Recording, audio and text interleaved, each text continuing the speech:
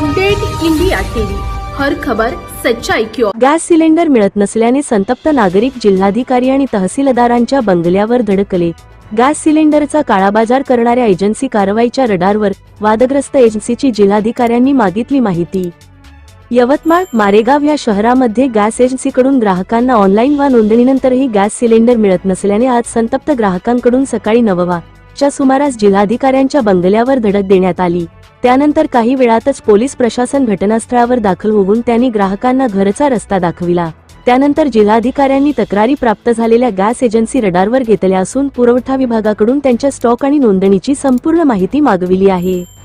मागील 10 वर्षात तरी आजपर्यंत जिल्हाधिकाऱ्यांच्या बंगल्यावर नागरिक आपल्या मागण्यांसाठी धडकल्याचे पाहायला मिळाले नाही।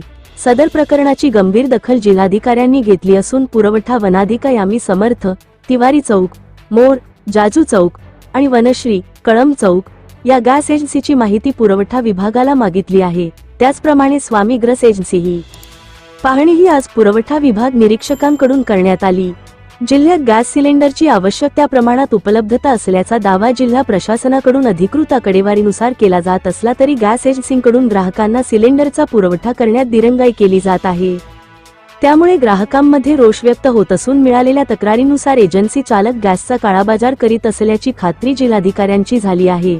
त्यामुळे ज्या एजन्सीच्या तक्रारी जिल्हा प्रशासनाला प्राप्त झाल्या आहे त्यांचा साठा आणि ग्राहकांना केल्या जाणाऱ्या पुरवठा याची पडताळणी करून त्रुटी आढळणाऱ्या एजन्सी कारवाईच्या रडारवर आले आहे।